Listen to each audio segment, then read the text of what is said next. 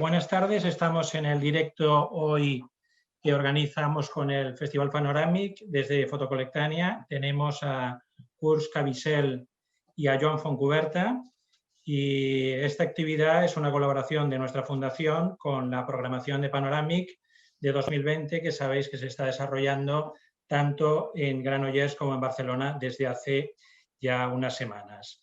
Durante todo el mes hemos tenido y tendremos hasta el día 29 la proyección de Kurt, de User, en nuestra sala audiovisual y os invitamos a que vengáis a verla en estos días que restan. Todas las actividades de Fotocolectania son gracias al apoyo de la Fundació Sabadell y a la Fundación DAM.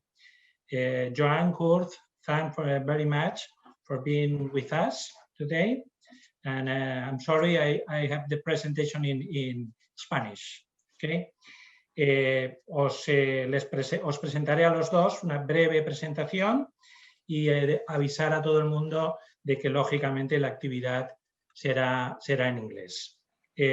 Kurt es un pionero de un nuevo tipo de fotografía. Básicamente entiende la fotografía como una cámara desde la web.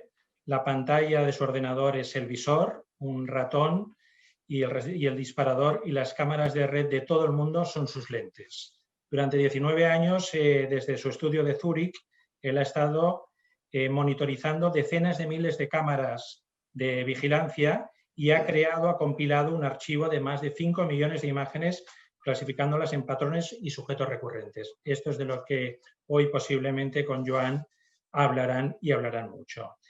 Kurt es autor de dos libros muy importantes, Red Light, publicado en el 2000, y The Encyclopedia of Kurt Caviezel, del 2015. Y Joan Fontcuberta, como siempre decimos, es innecesario presentarlo, pero lo haremos. Es artista, docente, ensayista y activista de la fotografía. Es impulsor del concepto de la postfotografía y el autor de más de una docena de libros de historia y ensayo. Entre ellos, destacadísimo El beso de Judas, Fotografía y verdad y La cámara de Pandora. No entraremos en los premios, pero sabéis que es el único autor español que tiene el premio Hasselblad, que es prácticamente el premio que lleva a los cielos a nuestros fotógrafos. En la colección de Fotocolectania está muy bien representado y ahora tenéis en Fotocolectania la exposición basada en historias reales con dos sorpresas maravillosas, unas copias muy poco vistas de su colección, y os invitamos también a que consultéis nuestra nueva página web en la cual está toda la obra que tenemos bastante extensa de Joan Fontcuberta. Pues muchísimas gracias a los dos por estar aquí y todo vuestro. Gràcies, Pepe. Bona tarda. Jo faré una primera presentació en català i després també passaré a l'anglès. Una presentació des del festival institucional, perquè el meu paper aquí no és només com a artista que farà d'sparring en el Kurt Caviezel, sinó també com un dels organitzadors d'aquest festival que per primera vegada s'expandeix a Barcelona i compta amb aquesta grata col·laboració de la Fundació Fotocolectania, que esperem que sigui ja una cosa que es consolidi i que puguem comptar amb aquestes complicitats de cara al futur. El Festival Panorànic agafa cada any un tema central al voltant del qual s'organitzen les diferents activitats, exposicions, projeccions, col·loquis, etc. I en aquest cas el tema, com anem explicant cada vegada, és l'extimitat, el públic, el secret, el públic, el privat i el secret. I dintre d'aquest àmbit ens va semblar indispensable la presència del Kurt perquè, com acaba de dir el Pepe, és un artista que es dedica a hackejar uns determinats sistemes de vigilància per vigilar el vigilant, és a dir, per espiar l'espia, i per tant ens confronta amb una qüestió crucial, que és de quina manera hi ha un conflicte entre l'interès públic per la visibilitat completa respecte del dret individual o institucional a la privacitat. És a dir, on acaba la imatge i on comença la intrusió a la nostra vida privada. L'exposició o la videoinstal·lació a Colectània dura fins al dia 29, per tant, recomanem als que encara no l'hagin pogut visitar que ho facin, queden 10 dies. No és la primera vegada que Kurt Caviezel exposa a Barcelona. L'any 2013 ja ho va fer en el marc d'una exposició que es deia D'ara endavant, la postfotografia a l'era d'internet i la telefonia mòbil, que vaig cocomissariar amb altres comissaris, el Martin Parr, l'Eric Kessels, el Xerú i el... ara no me'n recordo. Com es diu? Bé, ja em sortirà. Que era la presentació, diguem-ne, a l'Art Santa Mònica d'una exposició itinerant que havia començat a Arles, From Here On, era el títol original. I aleshores aquesta exposició venia a ser una panoràmica del llavors un incipient fenomen que vam convenir amb anomenar postfotografia, que tenia diferents vessants. Un d'aquests vessants era el fet que molts artistes, davant la situació d'una societat panòptica, és a dir, d'una societat on ens vigilaven per tots costats, les càmeres de vigilància, els espais públics, els espais privats, les càmeres satelitals, era impossible no estar vigilat en tot moment. Aleshores, això creava com una sensació d'intimidació, de sentir-se sempre sota la mirada opressora d'un ull tecnològic que moltes vegades quedava amagat, quedava camuflat en el paisatge i no sabíem des d'on ens estaven supervisant, ens estaven monitoritzant. Aleshores, això va crear tota una sèrie de reaccions de forma que l'any 2001 hi va haver una mesura, una llei de la Unió Europea que recomanava a tots els seus estats d'homogeneïtzar el dret a la imatge privada presa a partir de les càmeres en espais públics. De manera que qualsevol ciutadà podia reclamar còpia dels enregistraments que s'havien fet d'ell donant les dades del lloc i de l'hora, etc. I les empreses o les institucions públiques propietàries d'aquestes càmeres de vigilància tenien l'obligació de donar còpia perquè l'interessat pogués saber com se l'havien registrat i demanar inclús que s'esborressin aquests registres. Això va permetre a molts artistes accedir al material d'aquestes càmeres. No és el cas sempre del Kurt, perquè moltes vegades ell el que fa és hackejar els sistemes d'enregistrament. Però molts artistes, per exemple, inclús van fer pel·lícules de llargmetratges, com la Manu Luix, que va fer una pel·lícula de ciència-ficció que es diu Faceless, actuant, és a dir, fent performance davant de les càmeres. Altres van fer fins i tot videoclips de promoció musical o de dansa, altres projectes conceptuals de fer-se fotografiar per les càmeres de vigilància en determinades situacions o fent determinades escenografies, etc. És a dir, que per una banda hi havia un rebuig, una crítica política d'aquest estat de vigilància, de gran germà omnipresent, però també tota una qüestió sobre la privacitat. I aquests són dos temes que ens sembla que el Kurt ha tractat d'una manera magistral, n'ha estat pioner, n'ha estat un dels que ha acumulat un treball de més pes, perquè, tal com acaba de dir el Pepe, ha arribat a reunir més de 5 milions de captures de pantalla. És a dir, no és que hagi sortit al carrer fent fotografia, sinó que s'ha estat pacientment a casa seva captant el que es podia veure a partir de múltiples càmeres i anant enregistrant, de manera que això li permetia recol·lectar una sèrie d'imatges que després d'aquesta acumulació hi havia un procés d'ordenació, de catalogació, de buscar taxonomies. No és estrany que la seva obra magna, el llibre que recull tot el seu treball, es tituli precisament Enciclopèdia, perquè el que ell fa és una enciclopèdia alternativa a partir del que veuen aquestes càmeres de vigilància. I allà veiem zoologia, veiem animals, veiem arquitectures, veiem paisatges, veiem situacions imprevistes. O sigui, pràcticament tota la vida a l'espai públic està reflexada en aquesta enciclopèdia. No? Bé, el que li he demanat en el Kurt és que faci una presentació, una panoràmica d'uns 20-30 minuts sobre el seu treball i seguidament jo començaré un diàleg, però en el que els que ho desitgin poden participar també formulant les seves preguntes. Preferiríem que aquestes preguntes es fessin a través del xat, és a dir, per escrit. I jo les aniria llegint al Kurt a mesura que es anessin introduint. D'acord? Aleshores, deixo en escena el Kurt amb tot el protagonista. Hi, Kurt. Thank you. Welcome for being here with us and for sharing your concerns regarding surveillance and privacy and video cameras in the public domain. So now it's your turn. Please go ahead with your presentation. Okay. Thank you very much, Joan. And I will thank also the Panoramic Festival and Fotocolectania for inviting me to this exhibition and this event. And I would like to take the opportunity to briefly present some of my work in more detail. Well, let's start with showing some pictures.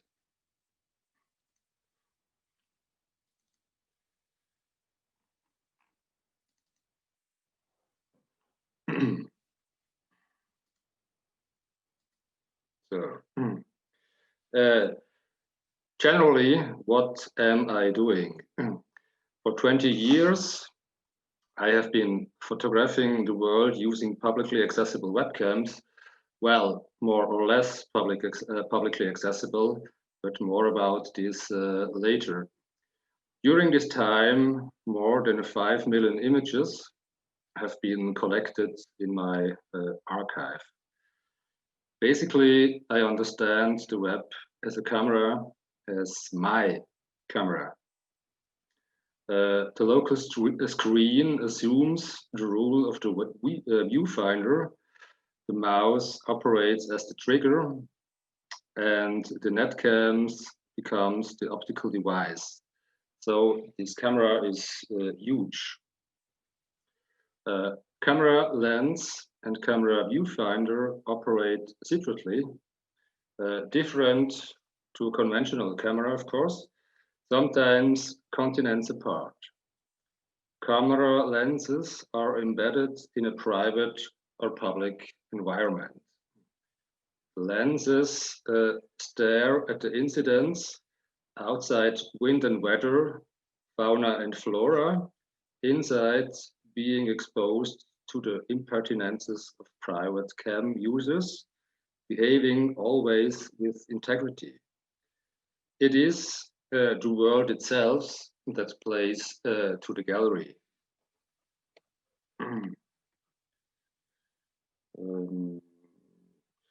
An authorless image device, or maybe globalized photography. The course of events forces itself upon the suspectable webcams. They provoke certain pictures due to their relative autonomy and the method of construction. It is impossible to produce such pictures with a conventional camera. Lens and viewfinder are separated by distance. This condition makes the mentioned quality possible.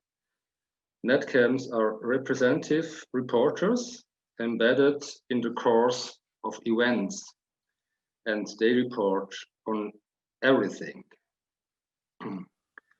Private netcams presents intimate scenes to the public.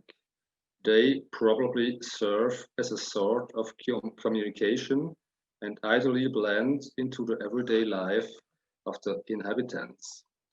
In this case, the protagonists treat the camera as if it were a low maintenance and possibly little neurotic pet. Strategic purposes as well as the intention of the cam owners are not always evident. This makes you haste. Actually, it depends to the level of ambition. From cam to cam, from continent to continent, hoping to be at the right time, at the right place. Like a conventional photographer on the prowl on the one hand. On the other hand, working with netcams forces you to conceptual work. This means that it is obvious to accentuate the serial nature of the images. The fixed view, the continuous insight of the public and domestic netcams, and the refreshing authorless character, it also an essential emphasis. Well, since I take my pictures from the live image stream feed, my work is distinct from appropriationist practice drawn from the internet. Every time I grab a frame, I get a new and original picture that would not otherwise exist. That is a crucial point. So that means I don't collect pictures that someone else has taken and put it on the web, but I photograph each picture by myself. In this sense, I do not look at the net, at the internet, but through the net, back to the real world. The net itself and the infrastructure of the net, the hardware and software, if you will, play, of course, also an important role in some of my series. Now you may say that the netcam's surveillance recording of the world must stand for the ultimate degree zero in documentary. On the other hand, however, this new type of photography has no or only a limited problem with an authorship. Maybe more about this later. The cameras photograph what is the case. You could also call these images simply data. This is also because mostly nobody looks at the pictures of the camera. As we all know, data is nothing more than data.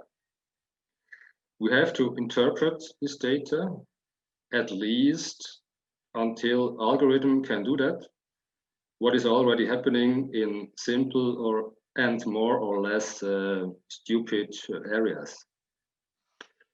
So I see my task in photographing the world and thus interpreting it in my own way. So I am a photographer, a curator, an interpreter, an artist, an editor, and so on, and so on. But now let's have a look at some pictures. This series, which you can see, hopefully, is entitled with birds or insects. The series of birds and insects investigate the properties of the apparatus as a thing, as hardware, and the impact these properties have on the image. More often than not, the lenses and sensor are mounted in their box high up onto a wall that is only accessible by means of cranes or ladders for man. They are exposed to all kinds of weather and wildlife. Profiting from this situation, birds and insects turn to the boxes into their habitat. They rest on the boxes with their tail feathers hanging into the image, like this one. Or spiders spin their webs in front of the lens. Beetles crawl over the glass or take a short rest. Here we have the tail feathers from the birds, which are hanging into the pictures. This is a picture from Maui, for example. This is Vancouver. So I go to the whole world. And in this case, I am an animal photographer too, if you will. So I go quickly through this series. Here is a exhibition view of those feathers, those pictures. Spiders, spider net.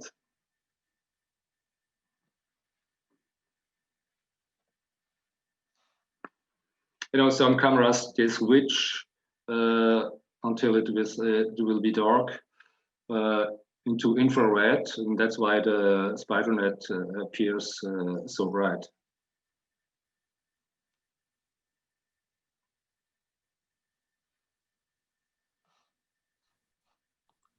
Kurt, could you enlarge the picture? We only see, you know, very small images. Oh, okay. Is it better? No, no, it's the same. Mm.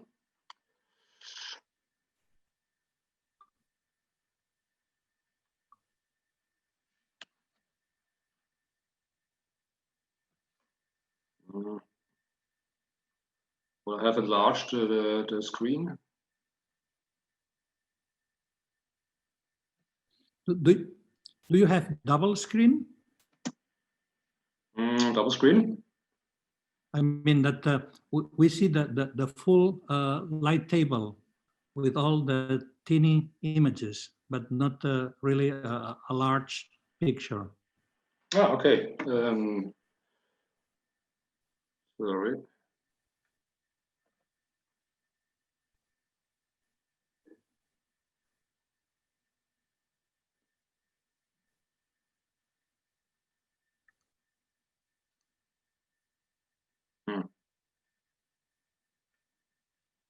Tell me if it fits better.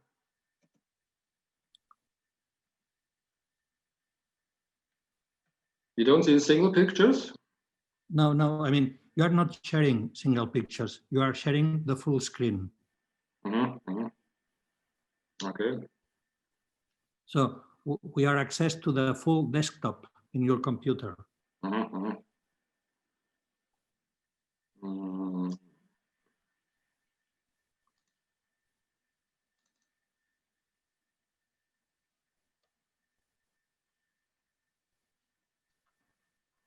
Well, it seems I have a problem here.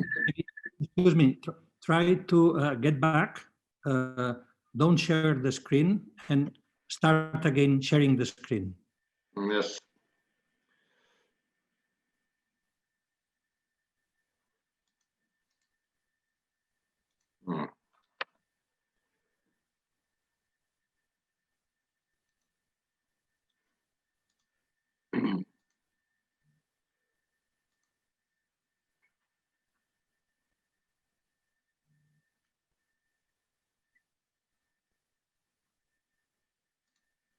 So, fix.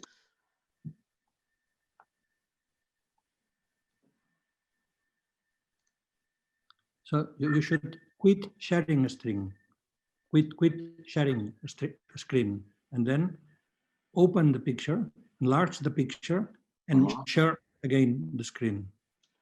I put on a new neue Freigabe as a new sharing. That's bad.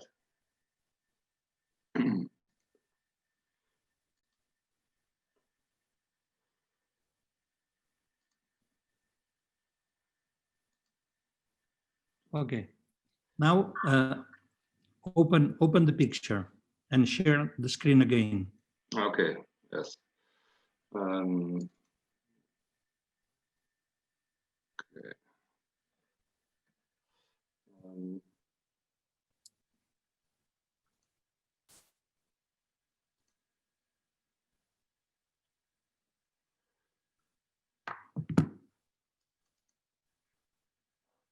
Okay, that's fine. Thank you. Okay, sorry.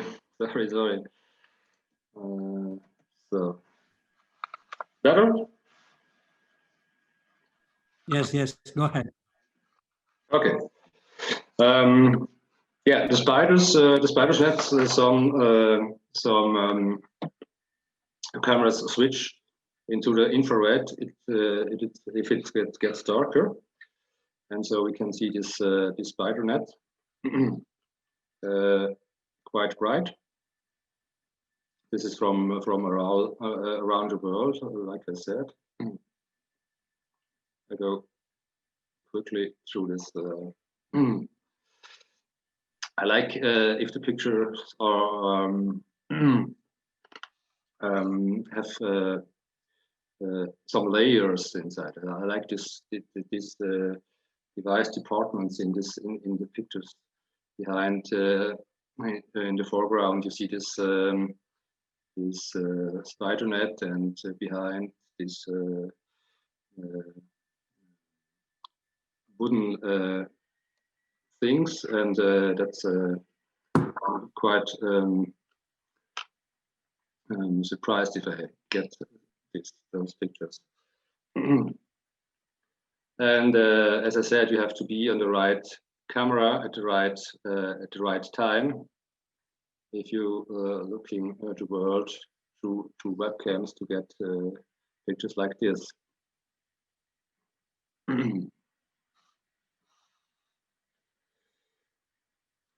Well, needless to say, it was never the camera operator's intention to photograph these animals. The animals and apparatus, however, could not care less about the agenda of the operators. They create images and aesthetics that a photographer with his or her own camera cannot produce.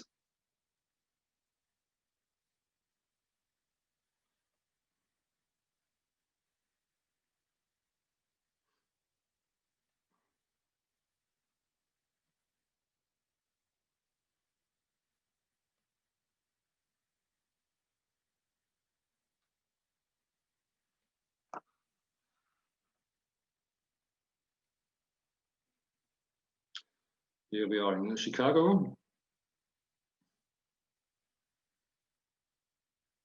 Kurt, we are not in Chicago. We are always in the same picture. Always in the same picture, really? Yes. Okay. Okay, now we are in Chicago. Now we are in Chicago. Okay, I have to do it. It's like this. Okay.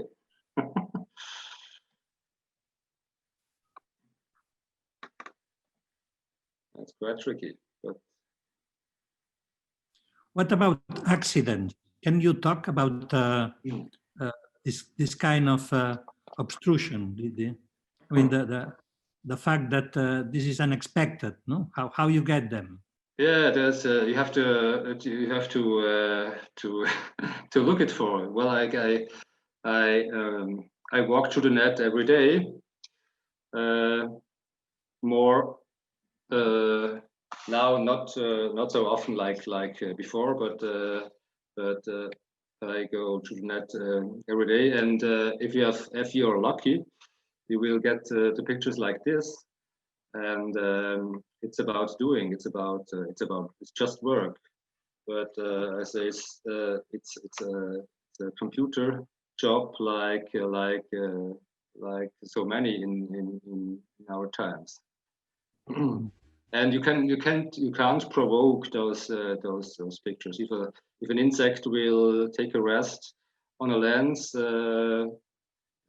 somewhere in the world and you are there, well, you have a lucky day then. But you can provoke this. I go quickly through.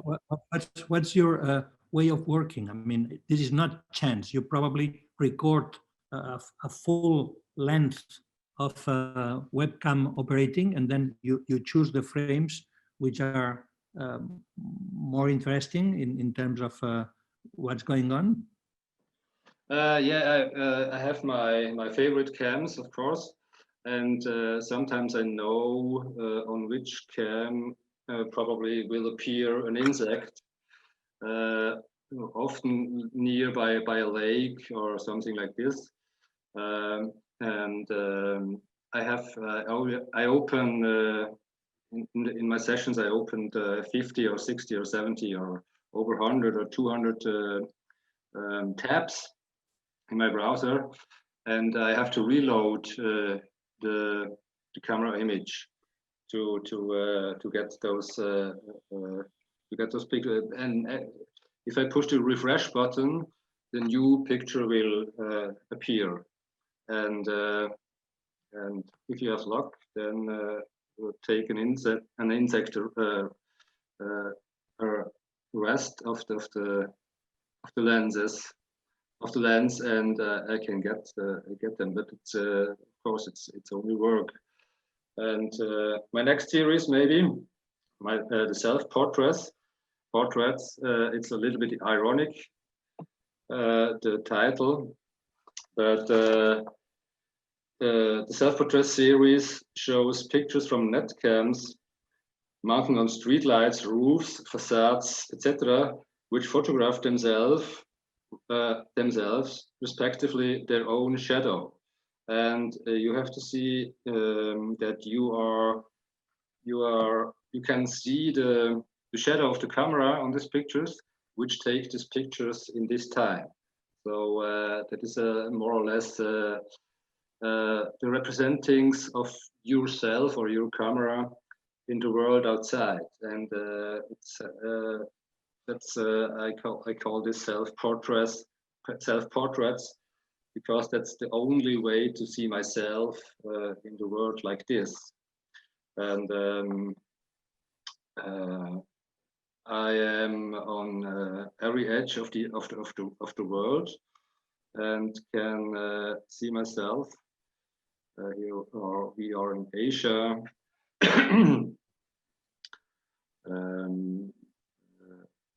and so on. I like the series, one of my favorites also. I like this very much because it has to do with myself and with the recognition of the technique and surveillance cameras itself.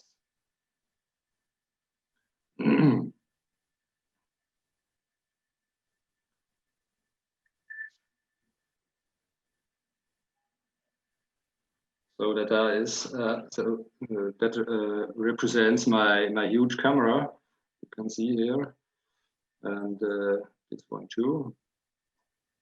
Somehow you are producing a kind of history of photography in parallel. Don't you have this feeling? Yeah, I have this feeling. I don't know any photographer which don't have pictures like this in his portfolio, but they photograph their own shadow, of course. And I take pictures from my own shadow in another way. But photographing the own shadow is a big topic into the history of photography, of course. And I take regress of this history in some of my series. You can see here I have in mind Friedlander's self-portrait with shadows and reflections of himself. Huh? Yeah, of course, it's like something like this. Yeah, here on a golf court, playing tennis. The shadow on the dust, on the top of the mountain, and that's also a very special picture with this mixture of people and shadow of the people. And I am, or respectively, my shadow is between those peoples. There's a tension here. It's a classical, also kind of portrait photography, very special. Then my workery means that I take pictures from, of course, workers worldwide. As is well known, the surveillance cameras are mounted on street lamps, house walls, roofs, behind windows, etc., etc., etc. Occasionally, in the course of construction work, renovations, etc., workers come into the picture and present themselves unintentionally, unasked, and unpredictable in front of the camera.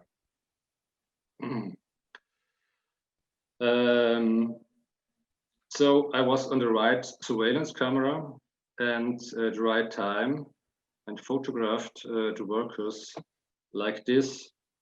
And I guess the result is also a new kind of reportage about the workers worldwide. It's a similar intention like the insect series. It's unpredictable to what happens in front of the camera. And here see you the worker or the owner of the camera, and he cleans the lens or the window in front of the lens. And I was quite there, and so I had a funny day then. We're still in America here. Yeah. Asia, Switzerland. Well, here, don't worry, it's a title of one of my series, the Error series. The picture of the series Error are affected by failures of electronic data transmissions. Where exactly these errors occur in the technical system can hardly be determined. These failures assume an interesting life of the surface of the image. One part of the picture is still a representation of the world outside. The other part is a representation of the apparatus or the program, the software. Pictures like these are, of course, singular. They appear suddenly and they cannot be repeated. In a specific way, they are more concrete than the image we have learned to consider correct, and they are more truthful because they exemplify their theoretical background or provenance. You see how the net is working, and this in this way, in this series, I'm looking also not only through the net, but also on the net, and how will work this stream of pictures, how is built the infrastructure, and the pictures will send to servers, and they cruising the world to coming on my screen and build then a picture. It's definitely weird how this is organized. And here you can see some failures from those transmissions. And yeah.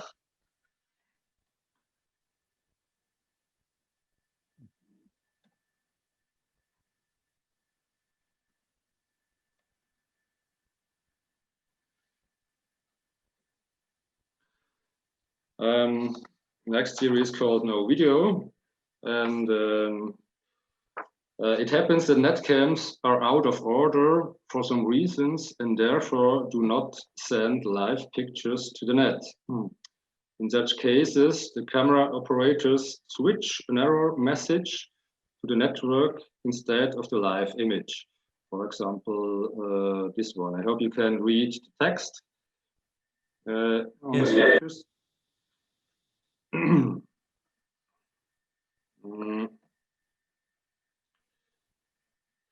These error messages, which can be stored as images like the live images, are pointed out to this fact in various ways.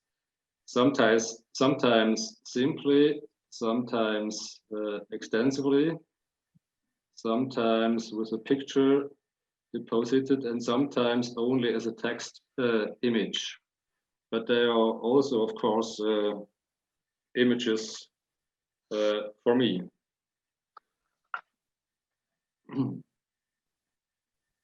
Also, you can see the intention of the cam owners. I like this also means it's too difficult to explain why you can't see the live image.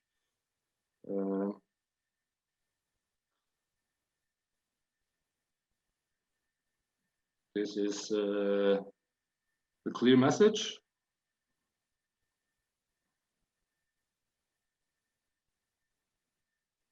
In 3 languages. In 1 language, which I don't understand, but looks nice.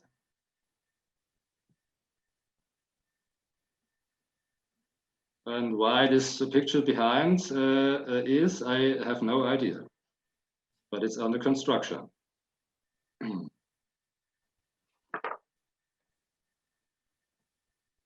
No image. And I mean, if you print these pictures and hang them on a wall of a gallery or a museum, they turn into partly absurd messages about the world, as well about pictures in general. And they ask questions about the reception, origin, essence, etc. of the pictures.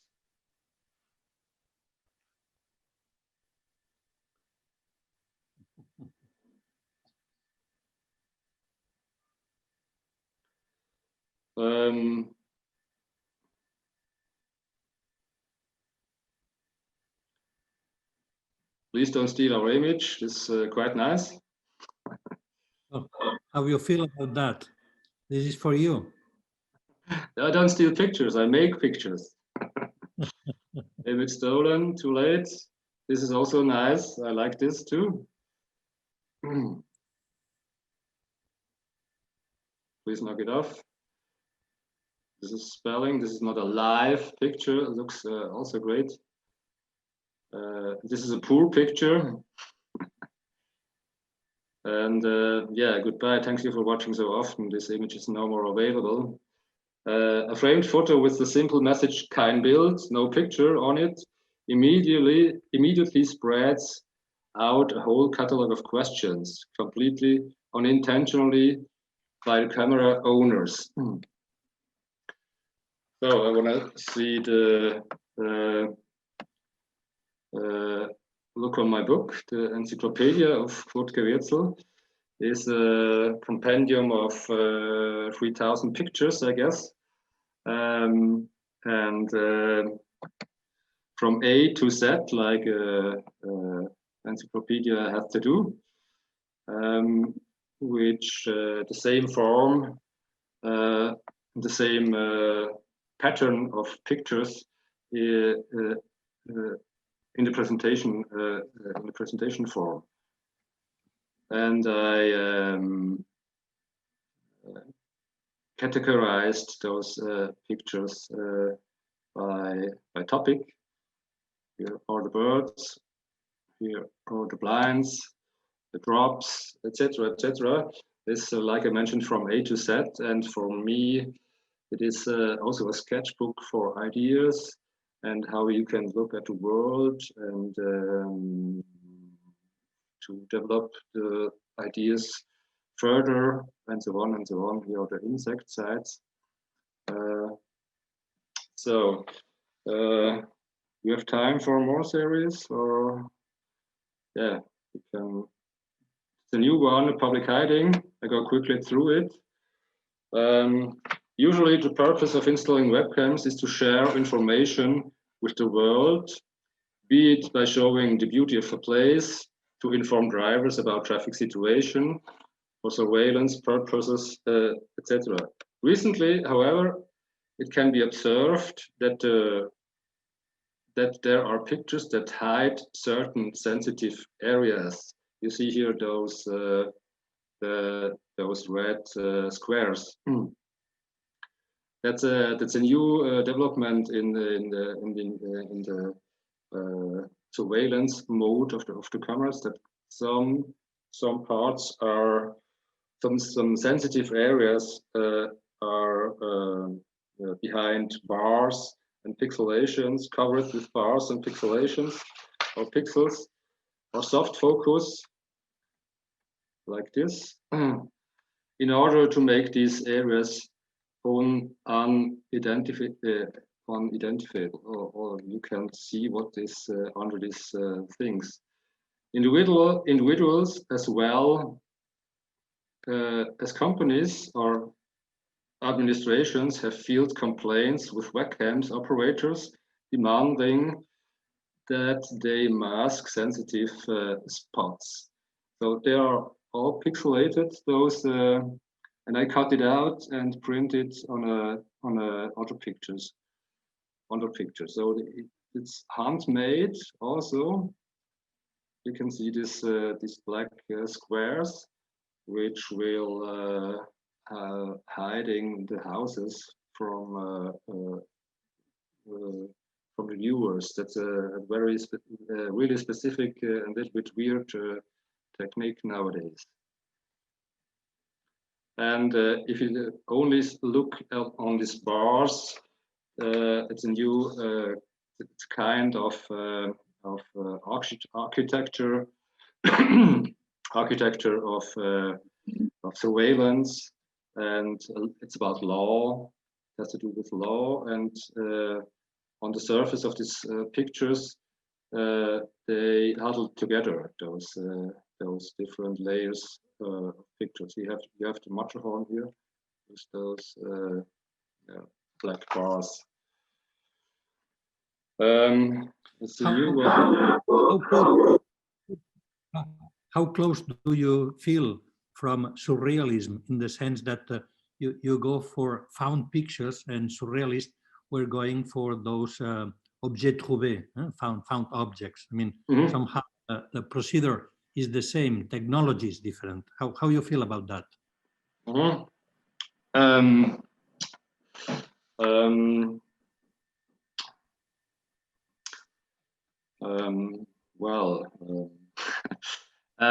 Yeah, it turns into this direction. I guess also in this series, how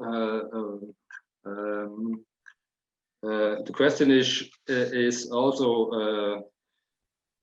where does the image end and where does the intrusion into our private lives begin? And I guess this is a question which we have to talk in political scenes or something like this also.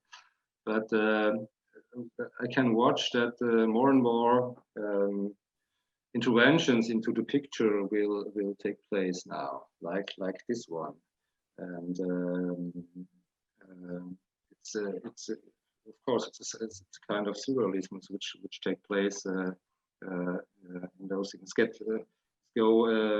it will went to an abstract matter. Maybe I can show the American Selfie before we go to the users. American Selfies is a new series. Sorry for this, but I take this as my first. Billboards line the path along the American highways. Advertising is displayed as well as local, regional, and national information. The cameras I access for this work have the purpose of monitoring the functionality of the billboards. For this, they were fixed on long iron poles, which are mounted to the billboards in order to allow a view from the distance of a few meters. You can see this. These iron poles. In the pictures, you can see the billboards, but also the sceneries landscapes, cities surrounding them. A current image of the USA, perhaps reminiscent of a road movie, is in the sequence of pictures. The cameras mounted on the tip of the iron poles are looking at the USA from an elevated position. The iron poles are included in the picture and reminiscent of our selfie sticks.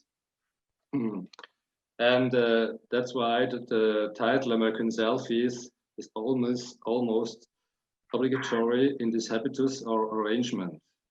The country depicts itself in this way, producing selfies automatically and continuously.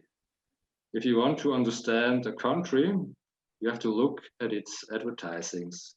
It reflects the demands and offers, current longings and needs, the psychology, constituent common archetypes, relationships between state and citizens, social structures, self-understandings, and taboos, as well as communication practice are manifested. In short, current state of the USA can be seen in this report. And I will make a book with this American Selfies, especially now. This is also a little bit creepy. It's also a special shot in different ways of seeing.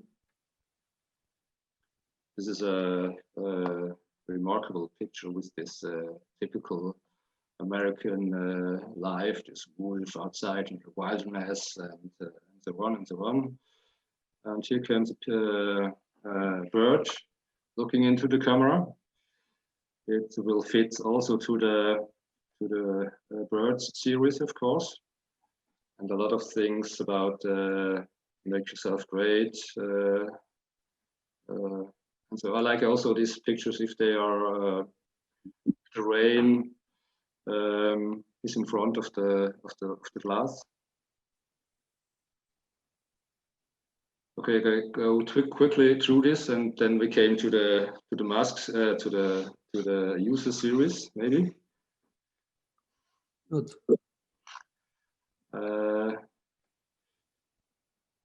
Also absurd, those messages. Okay, very quickly.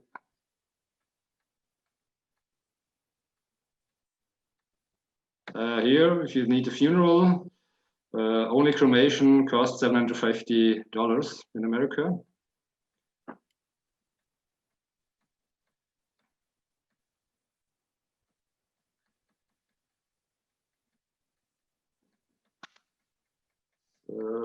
Oh, this one.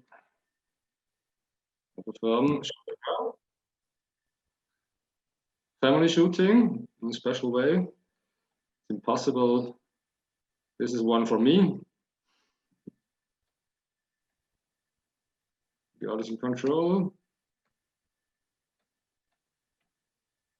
Friday's date night with a weapon in your hand costs only $25.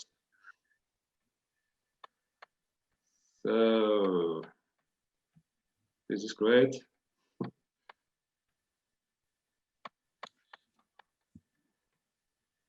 So mastery, we come now in the area of the users.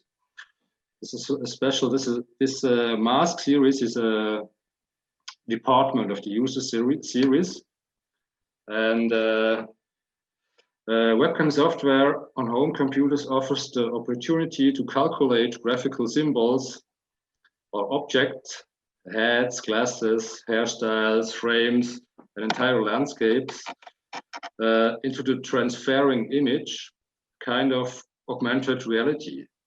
This gives rise to entirely new types of images. Again, the series mask will show such strange hybrids. Here, the protagonists show up or its view via webcam in this way. In the net, all these scenes were photographed by me live via the net. And here we have also this this question about surrealism. You can be what you want. So you can count those objects into the picture, and if you move around, the objects move with your head. It's also one of my favorites because it's also behind this devil horns. Those pictures is very beautiful arranged. You have on the left and on the right side those plants and so on and so on. Also absurd.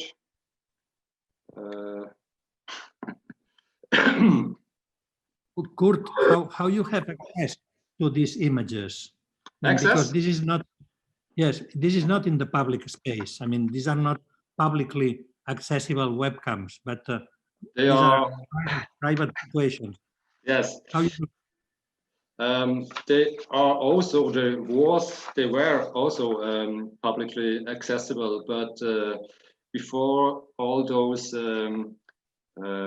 communication software was take place,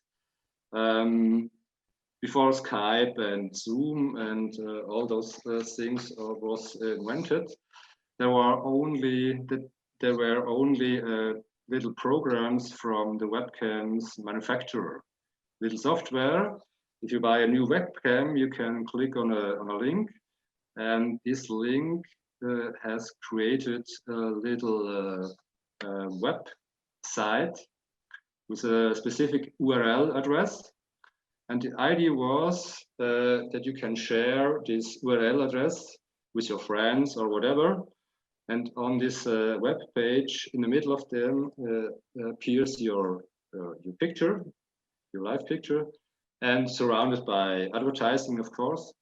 And you can get access to those webcam links by you have to log in with a password, and then you can click through these webcams without problems. So you have only to give you to set a password, and then you can go to thousands of private webcams. And of course, it was a lot of sexual things in there, and but also really weird things. Whole families. You could see whole families in which are taking. Which are dining in the kitchen. You can see cameras which are looking into the children beds, and so on and so on. And a lot of them had fun with their webcams like this. They're wearing virtual masks, and they try out what they could be or not. And here we are by the users, and the topic, also the video installation, which I can show now in the Fotocolectania.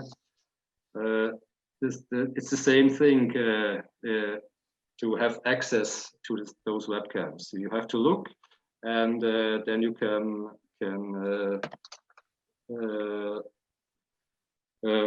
you came to websites which also sharing links to private webcams, and I collect them. I have more than 50,000 links to webcams around the world, and there are also some private webcams inside.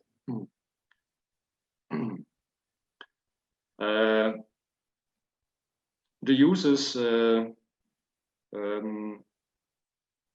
is a very special series, I guess, because the private view to this is quite interesting. It's question are what is which word is our privacy now, and do we have to give up our privacy now for economic purposes. I guess it's going through this, going in this way.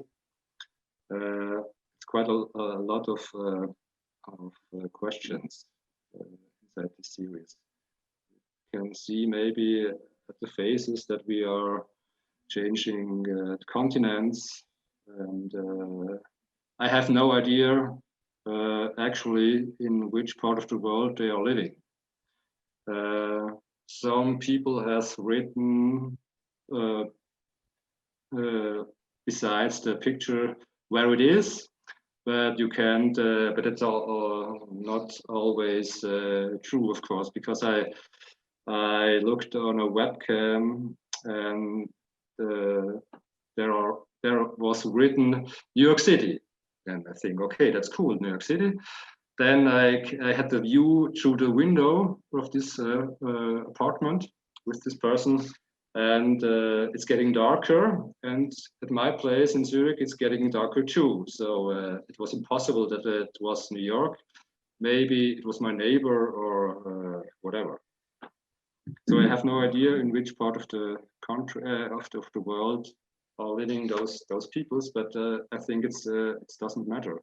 It's also a game. You can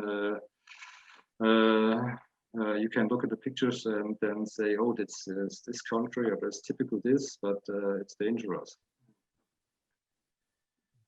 There are some questions from the public. One, how long do you spend in front of your screen, of your computer screen, to do that? For the whole series, or for also, I spent general. In general, I work daily on the pictures, and I am on good days I spend 15, 16 hours in front of my computer, and I mostly 90% I take pictures by myself, by my hands, by the mouse. I click of them. I have a little software, and the picture is in my stored in my archive. For some other cams, I using software which can download the image automatically. But at the end of the day, I have a huge folder with thousands of images, and I have quickly looking on the images and have to decide which one I want to keep and which one not. So it's a lot of work too. Well, that's also a very special picture, which I like. And there's another question. There's another question about the legal aspect of these pictures. I mean, what about the right to privacy? Yeah, can you be true? That's a big question, especially if you look at this picture. I have talked with lawyers about this, and they said to me, if you are an artist and you have a work and maybe you're well known, or you have a work, an artistic work, you can do this. You can use those pictures for your own work, especially if they are embedded in a series or in a context or so on. If I would choose a picture like this for advertising, for whatever, for sparkling water or something, that would be quite difficult. But as an artist, you can do this.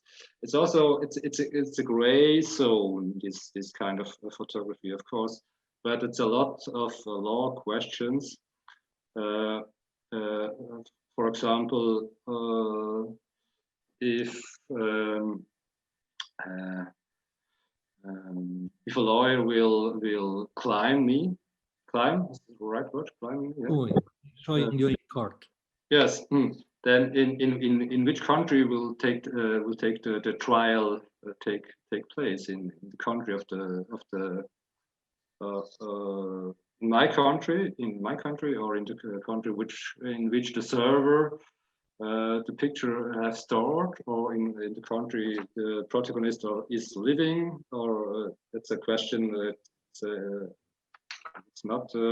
There's no process, no trial in this way. There is no. Yeah. This means that you never had a problem, right? Till now, I have never had a problem with this. Yes, that's right.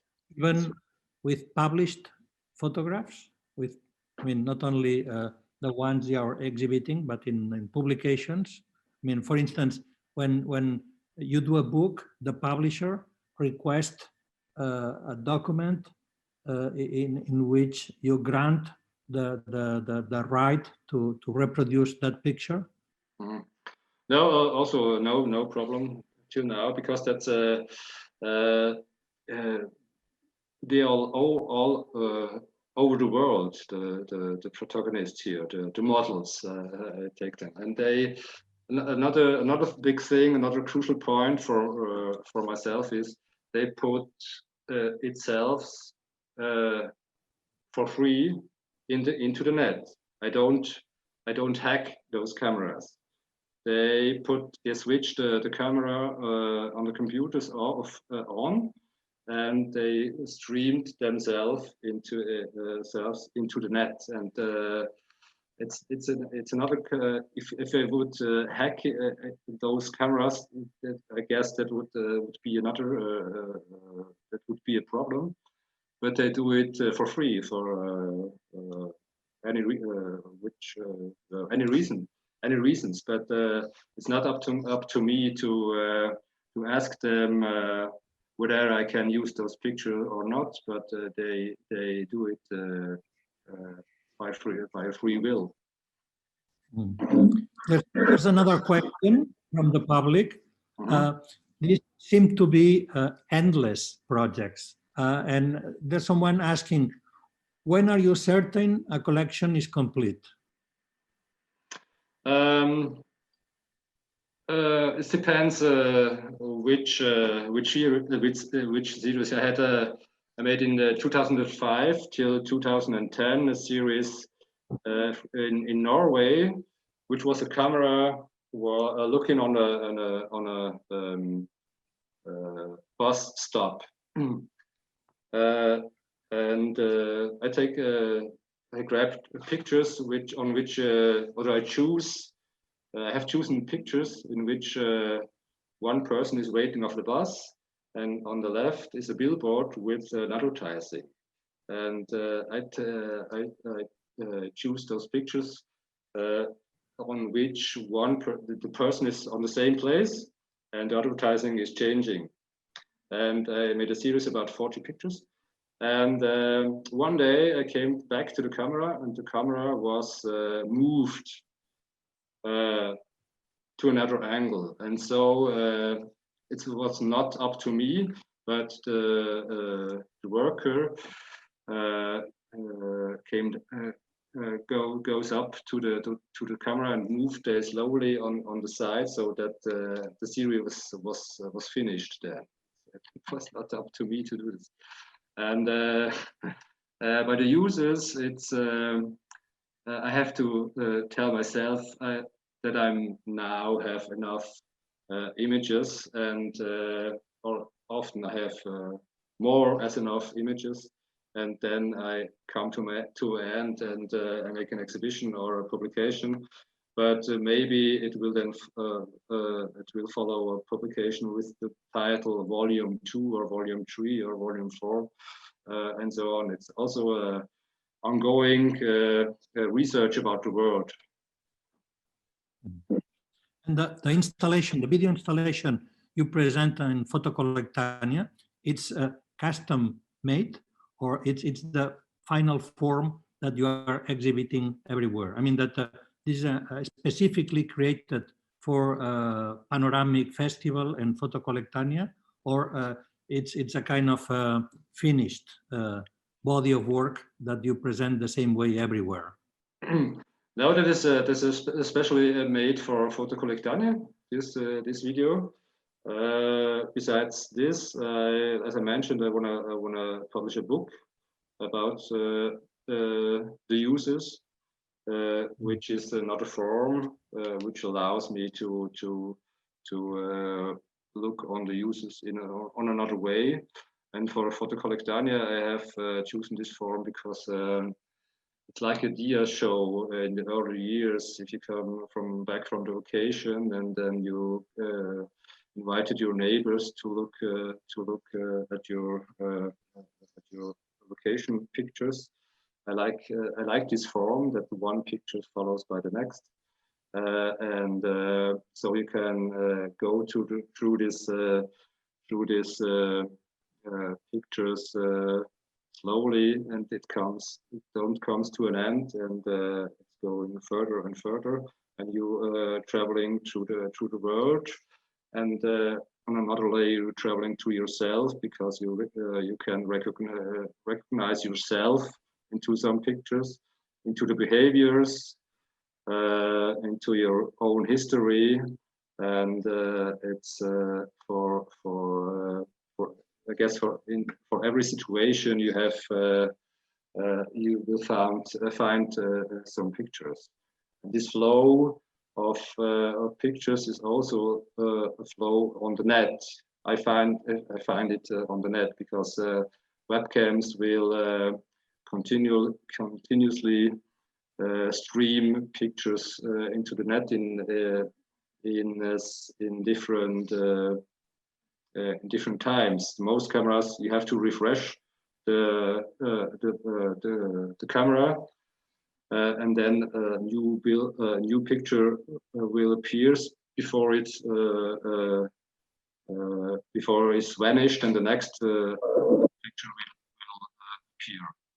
And this flow this flow, I find it's quite interesting for this series.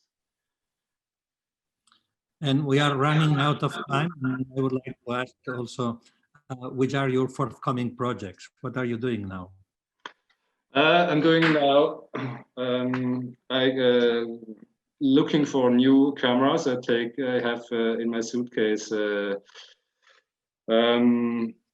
a lot of books which I will publish in the next few months.